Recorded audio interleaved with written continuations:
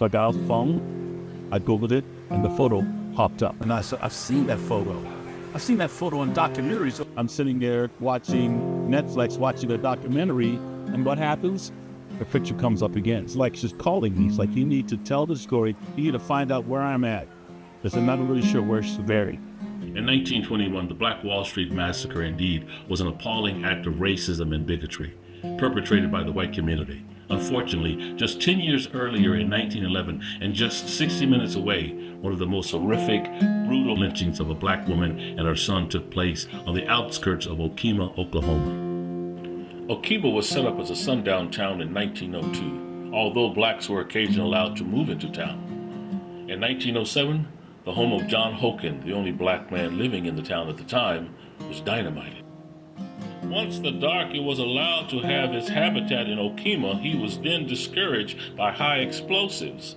The Patton Press, March 16, 1905.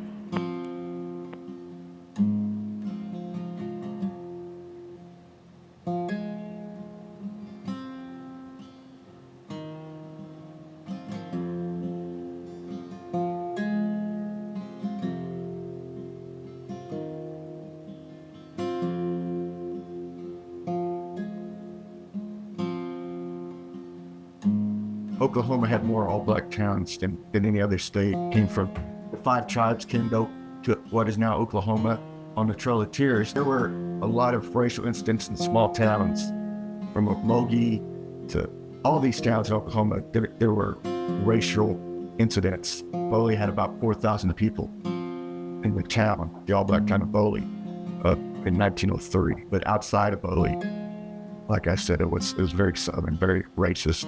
Very I'm quite tough for people of color. Police violence against black women is marginalized by the public's understanding of American policing. There is a perception among many Americans that black women are somehow shielded from the threat of police violence. This perception cannot be further from the truth. Keisha Blaine, Professor of History and African Studies, Brown University. In 1911, Boley was the largest black town in America. 7,000 people lived and worked there. Oklahoma wasn't a state until 1907, and it was perceived as sort of a land of opportunity where people could have political rights, could have economic opportunity, and could prove themselves to whites. An awful lot of black folks in Oklahoma that received land as part of the allotment process, mostly in eastern Oklahoma. Then you had the land runs that occurred. And unbeknownst to a lot of people, black folks took part in the land runs too. From what I understand, the dad was accused of stealing something.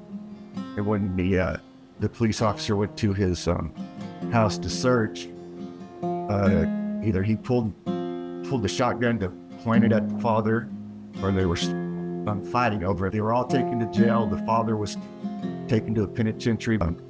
A group of people I took her and her son the next morning, and that's when a big group of people came to the bridge. And that's the photograph that you see.